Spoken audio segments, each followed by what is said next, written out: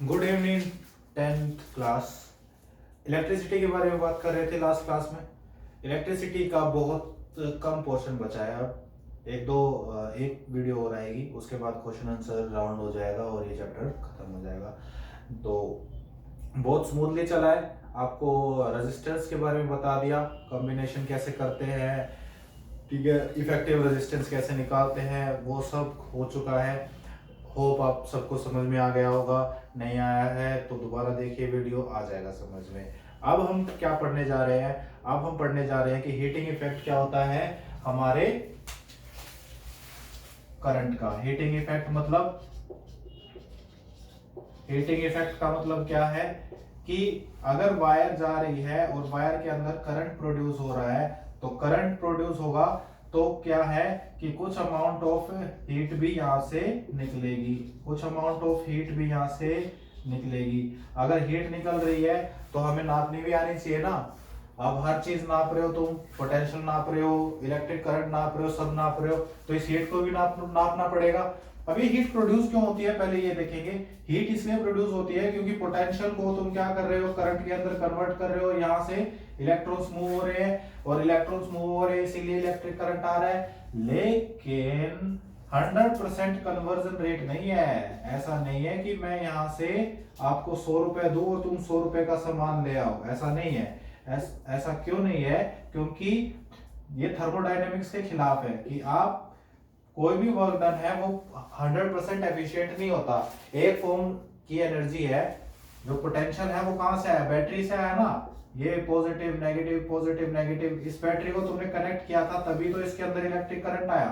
अब इस बैटरी के अंदर है क्या? Chemical energy. क्या है इसके अंदर? Chemical energy.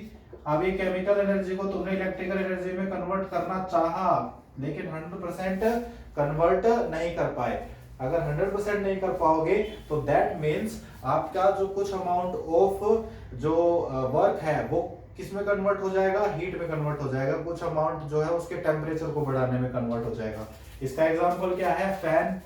आपका जो सीलिंग फैन है, एक काम करना, उसको बंद करना और उसको हाथ लगा कर देखना, तो यहां से वो गर्म मिलेगा तुझे, आप सबको। तुझे क्या? आप सबको गर्म मिलेगा, ठीक है। गर्म क्यों मिलेगा? क्योंकि हीटिंग इफेक्ट शो हो रहा है, वायर के अंदर हीटिंग प्रोड्यूस हो रही है, उस हीट से वो गर्म हो रहा है। आगे बात समझ में? ठीक है। अब इसको नापने का ये तो आपका कंसेप्ट हो गया।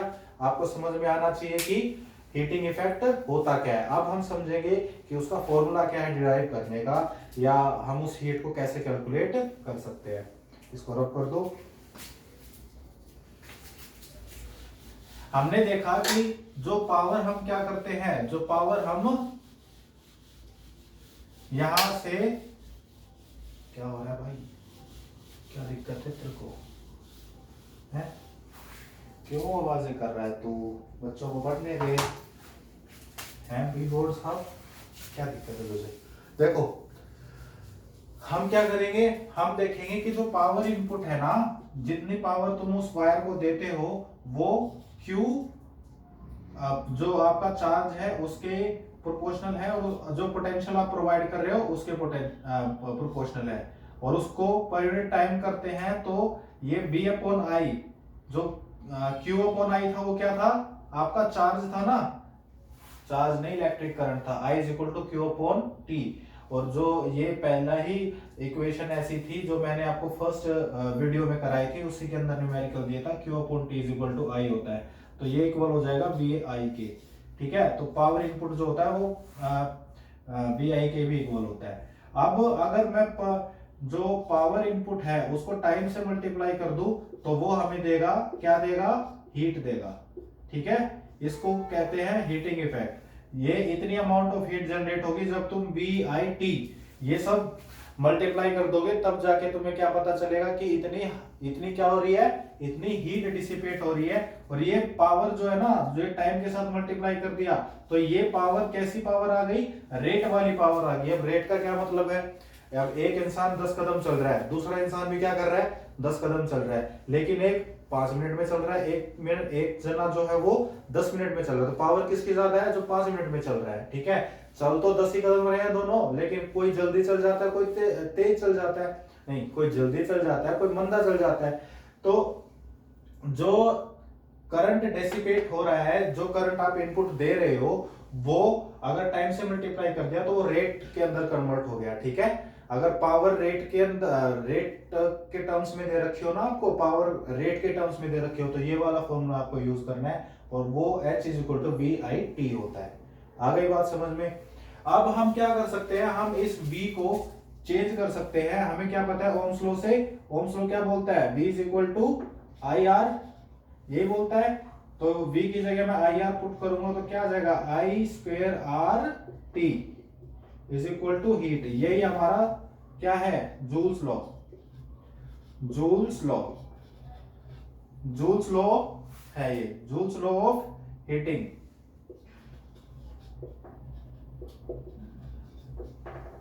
I स्क्वायर RT, ठीक है। क्या है ये, जूल्स लॉ है। जूल्स लॉ हमें क्या बताता है कि किसी वायर के अंदर तुम करंट डाल दो, करंट, उसके अंदर रेजिस्टेंस होना चाहिए, और टाइम बता दो मुझे, तो मैं तुम्हें ये बता दूंगा कि वो वायर कितनी गर्म होगी। कितनी अच्छी बात है ना। इससे तुम क्या निकाल सकते हो, हीट डिसिपेट निकाल सकते हो। तो ये आपका फॉर्मूला हो गया। अब इस फॉर्मूले के ऊपर एक न्यूमेरिकल कर लेते हैं, जिससे आपको क्लियर हो जाएगा कि इस फॉर्मूले को यूज कैसे करना है, ठीक है। फिर उसके बाद एक और न्यूमेरिकल, मतलब एक न्यूमेरिकल पहले कर लेते हैं, फिर उसके बाद देखते हैं क्या करना है। न्यूमेरिकल क्या दे रखा है भाई,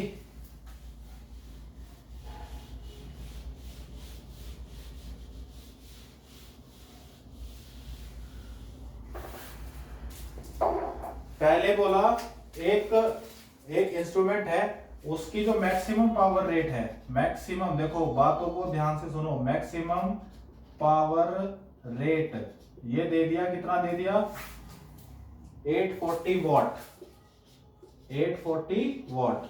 फिर उसके बाद power minimum, minimum power rate, minimum power rate दे दिया 360 वॉट दे दिया।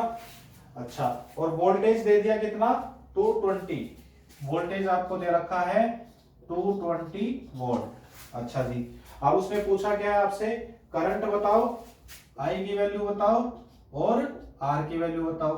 आपको क्या पता है, हीटिंग इफेक्ट से H is equal to I square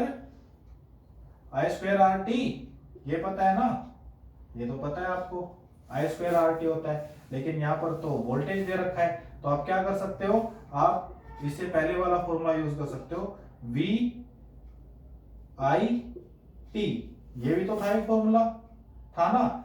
और देखो यहाँ पर रेट उसने ऑलरेडी दे रखा है, maximum power rate and minimum power rate, मतलब टाइम से मल्टीप्लाई करना पड़ेगा तभी जाके रेट वाले आंसर आएंगे। तो पहले से ही उसने टाइम इंक्लूड कर रखा है, देखो रेट बोल रखा है ना, तो आपको सिर्फ सीधा ये 840 एंड 360 यूज करना है। एक बार तो आप क्या कर लो, इस फॉर्मूले को यूज करेंगे ना, क्योंकि इसमें तो आई भी नहीं पता, आर भी नहीं पता, तो इसी को करेंगे। पहले हम क्या करते हैं, मैक्सिमम वाले को यूज कर लेते हैं। मैक्सिमम के लिए क्या है, पावर रेट 840 है, तो इसमें हो जाएगा 840 इज इक्वल टू वी क्या दे रखा है 220, time is equal to 1 second, rate का मतलब हो गया पर सेकंड में दे रखा है वो, तो टाइम जो है वो 1 सेकेंड हो गया। आई की वैल्यू निकल आएगी यहाँ से, आई इज इक्वल टू क्या हो जाएगा 220 अपॉन 840, ये आपका आई आ गया, ये मैक्सिमम आ गया, मैक्सिमम करंट। ऐसे मिनिमम की वैल्यू निकालो 360, मिनिमम पावर रेट कितना है 360, वोल्टेज कितना है 220, वोल्टेज तो सेम रहेगा, टाइम 1 सेकेंड, आई निकालना है, आई इज इक्वल टू कितना आ जाएगा 220 अपॉन 360, ये आ जाएगा, ये आपका आई मिनिमम आ गया I maximum and I minimum. Resistance निकालना है, ठीक है। तो इसके केस में भी आप रेजिस्टेंस निकाल सकते हो, इसके केस में भी आप रेजिस्टेंस निकाल सकते हो, किसी भी केस में निकाल लो, ठीक है। रेजिस्टेंस का मतलब क्या हो गया कि आई की वैल्यू आ गई ना तुम्हारे पास, आई की वैल्यू यहाँ रखोगे, टाइम ऑलरेडी है ही हमारे पास 840 में इंक्लूडेड है, 840 यहाँ रखो, आई की वैल्यू रखो, आर निकलाएगा, ठीक है। वो आपका काम है, खुद कर लेना वो, ठीक है। मैंने आपको हिंट बता दी, मैंने आपको क्या निकलवा दिया, I maximum and I minimum. तो ये आपका पहला न्यूमेरिकल था। ऐसे ही एक छोटा सा न्यूमेरिकल और है, नहीं, एक ही न्यूमेरिकल है, हाँ इसी, नहीं नहीं एक और है, एक और है, एक और है, ठीक है, वो करते हैं। एक और न्यूमेरिकल क्या है, इसका आंसर मुझे बताना कमेंट बॉक्स में।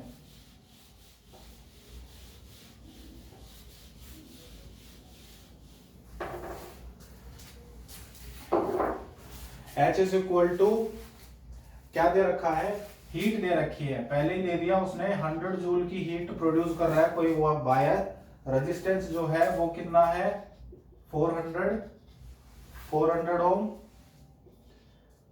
ठीक है। टाइम बताओ, टाइम की वैल्यू निकालो, एंड वोल्ट, नहीं टाइम दे रखा है 400, टाइम दे रखा है 1 सेकेंड, तो इसको इंक्लूड करने की जरूरत नहीं है, 1 तो किसी से मल्टीप्लाई कर दो वही रहता है, तो ये टाइम देना ना देना बराबर हो गया। वोल्टेज दे दिया उसने, वोल्टेज उसने पूछ लिया, ठीक है। क्या करेंगे भाई, H is equal to I square R T, time include नहीं करेंगे, 1 सेकेंड दे रखा है, 400 यहां रखो, I square is equal to joule, joule 100 is equal to 400 I square, ठीक है। अब ये स्क्वायर रूट है तो यहाँ पर अंडर रूट लग जाएगा, ठीक है, दोनों दोनों तरफ स्क्वायरिंग, जो अंडर रूट लेंगे ना, इसका अंडर रूट लेंगे तो ये लगेगा, इसमें लग नहीं सकता क्योंकि आई स्क्वायर था, आई स्क्वायर का अंडर रूट ऊपर से कट जाएगा तो आई बच जाएगा, ठीक है। ये तो मैथ के स्टूडेंट हो गए, पता होगा।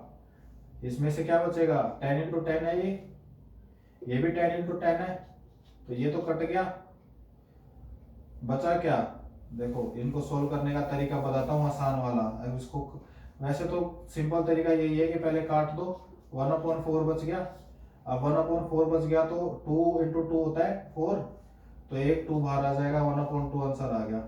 ये क्या है, करंट है, करंट क्या आ गया, हाफ आ गया, दैट मीन्स 0.5 एम्पियर, ये आपका करंट की वैल्यू आ गई।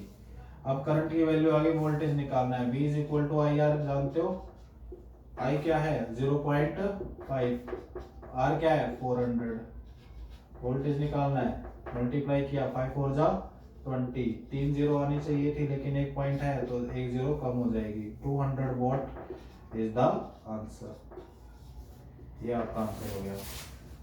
आ गई बात समझ, तो ऐसे सिंपल सिंपल आपके न्यूमेरिकल्स है, आ गई बात ना समझ, ठीक है। अब आगे बढ़ते हैं, अब एक छोटा सा टॉपिक और है वो देखते हैं, practical applications of heating effect. Heating effect तो हो रहा है, मुझे कैलकुलेट करना भी आ गया, मुझे क्या आ गया, कैलकुलेट करना आ गया कि हीट कितनी प्रोड्यूस हो रही है, अगर हीट दे रखी हो तो मुझे करंट निकालना आ गया, वोल्टेज निकालना आ गया, रेजिस्टेंस निकालना आ गया। अब मुझे ये बताना है कि प्रैक्टिकल एप्लीकेशंस क्या है हीटिंग इफेक्ट की, तो वो मैं बता देता हूँ।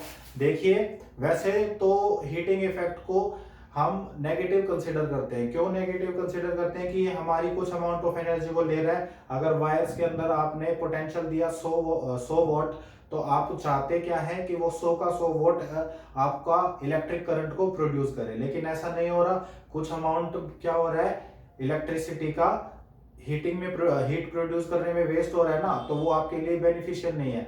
लेकिन अगर आप थोड़ा ध्यान से सोचो तो आपकी जो आयरन होती है, आप जो आयरन यूज करते हो उसके अंदर क्या हो रहा है, उसके अंदर वायर्स लगी हुई है, ऐसे मटेरियल की वायर लगी हुई है जो कि करंट को तो कम पास होने देता है, जबकि जो एनर्जी है, जो उसको वोल्टेज मिल रहा है, उसको हीटिंग प्रोड्यूस करने में ज्यादा यूज करता है, ठीक है। अगर हीटिंग प्रोड्यूस करेगा तभी तो वो नीचे से गर्म होगा और तभी तो आयरन कर पाओगे। ऐसे ही आपका जो बल्ब होता है, टंगस्टन बल्ब होता है, टंगस्टन नहीं बल्ब होता है, उसके अंदर जो मटेरियल होता है वो टंगस्टन का होता है। सर्किट जो होता है ना, जो आपका ये फिलामेंट होता है, जैसे मान लो ये है, ये बल्ब है तो इसका ये फिलामेंट हो गया और ये आपका बल्ब है, देखो कितना सुंदर बल्ब बना है, वैसे बनाया ना, अच्छा देखो ये जो फिलामेंट है ना, ये क्या करता है, ये हमें रोशनी प्रोवाइड करता है। अब ये होता कैसे है, इसके अंदर भी इलेक्ट्रिक करंट आता है, अब ये क्या करता है, उसको आगे ना भेज करके, करंट जो होता है इसमें यूज किस फॉर्म में होता है कि ये अपना जो टेम्परेचर उसको बढ़ा लेता है। और ब्लैक बॉडी रेडिएशन पढ़ा था, नहीं वो तो 11th को पढ़ाया था, ब्लैक बॉडी रेडिएशन आप मत समझो, आप समझो कि इसके अंदर जो इलेक्ट्रिक करंट आ रहा है उसको ये क्या करेगा, अपना टेम्परेचर बढ़ाने में यूज करेगा। अगर ये अपना टेम्परेचर बढ़ाएगा तो ये अपना कलर चेंज करेगा, कलर चेंज करेगा तो वो आपको लाइट देती है, ठीक है। और इसका जो मेल्टिंग पॉइंट होता है टंगस्टन का वो होता है 3350, if I am not wrong 3350 degree Celsius. अब तुम समझ लो टंगस्टन जो मटेरियल फिलामेंट वाला जो है ये कितना ज्यादा टेम्परेचर में जाके मेल्ट करेगा। तो इसको तो कितना भी टेम्परेचर प्रोवाइड कर दो ये मेल्ट नहीं करेगा, ठीक है। मेल्ट नहीं करेगा तो आपको क्या देता रहेगा, लाइट देता रहेगा। अच्छा जी, अब ये देखो कि ये कितना ज्यादा है, इसको फील करने की कोशिश करो। 3350, हमारा नॉर्मल बॉडी टेम्परेचर कितना होता है 36 डिग्री सेल्सियस या 37 डिग्री सेल्सियस, ऐसा होता है, इससे ज्यादा नहीं होता है ना। तो देख लो कितना ज्यादा है, इतना बियर कर सकता है टंगस्टन का जो फिलामेंट होता है, इतना ज्यादा टेम्परेचर बियर कर सकता है, इसीलिए तो उसको यूज करते हैं फिलामेंट में। नहीं तो अगर हमारे बॉडी टेम्परेचर जैसा हाल होता तो मैं बल्ब बना सकता, उससे नहीं बना सकता, मेल्ट होकर खड़ा हो जाता वो तो इसीलिए। आई बात समझ। तो ये उसकी प्रैक्टिकल एप्लीकेशन है। एक मैंने बताई हीटिंग डिवाइसेस जितने भी होते हैं उनके अंदर हम हीटिंग इफेक्ट को यूज करते हैं। दूसरा मैंने बताया बल्ब जो होते हैं उनके अंदर फिलामेंट होता है, उसके अंदर भी हीटिंग इफेक्ट ही है जो कि हेल्पफुल है, जो हमें लाइट को दे रहा है। अच्छा हाँ, एक और होता है इसका एप्लीकेशन, वो होता है फ्यूज, जो मैं इंट्रोडक्शन में पढ़ा चुका हूँ, फिर भी बता देता हूँ।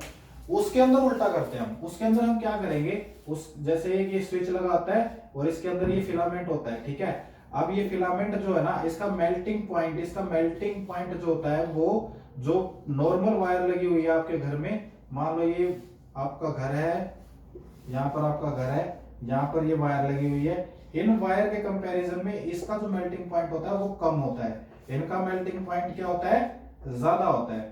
अब हीटिंग तो इसमें भी प्रोड्यूस होगी, इसमें भी प्रोड्यूस होगी। मान लो यहाँ शॉर्ट सर्किट हो गया, एक वायर दूसरे वायर को मिल गई और यहाँ पर क्या हो रही है, बहुत ज्यादा हीट प्रोड्यूस होने लग गई। तो यहाँ पर जो हीट प्रोड्यूस हो रही है, यहाँ पर भी हीट प्रोड्यूस हो रही है। मेल्टिंग पॉइंट किसका ज्यादा है, इन वायर्स का तो ज्यादा है, इसका कम है, तो ये पहले ही टूट जाएगा, मेल्ट हो जाएगा। मेल्ट हो गया तो सर्किट ब्रेक हो गया, तो आपका यहाँ घर जल्दी से बच जाएगा। यही काम होता है किसका, फ्यूज का। तो इसीलिए हम फ्यूज लगाते हैं घरों में। आपको डायरेक्ट इलेक्ट्रिसिटी नहीं लगानी चाहिए, फ्यूज जरूर होना चाहिए। आजकल तो अप्लायंसेस जितने भी हैं, पहले तो क्या होता था, मान लो लोड कम हो गया, ज्यादा हो गया, कम हो गया, इलेक्ट्रिसिटी कम आ रही है, ज्यादा आ रही है, तो जो अप्लायंसेस थे जैसे कि टीवी, फ्रिज, ये सब थे, इनके अंदर फ्यूज नहीं होता था। अब तो इनबिल्ट फ्यूज आता है इनके अंदर, तो आपके ये अप्लायंसेस बचे रहते हैं, बस फ्यूज चेंज करो और आप काम चालू हो जाएगा। नहीं तो पहले क्या होता था, अगर 2-3 झटके मार दिए तो टीवी खराब, पंखा खराब, फ्रिज खराब, ऐसा होता है। तो इसीलिए फ्यूज इंपॉर्टेंट है, ठीक है। लास्ट टॉपिक बचता है पावर, ठीक है, वो हम नेक्स्ट वीडियो में पढ़ लेंगे और ये चैप्टर हो जाएगा खत्म, इसके बाद इसे क्वेश्चन कर लेंगे। Thank you so much for watching my video, please subscribe and like the video और कमेंट में उनके आंसर बता देना, ठीक है। Thank you so much.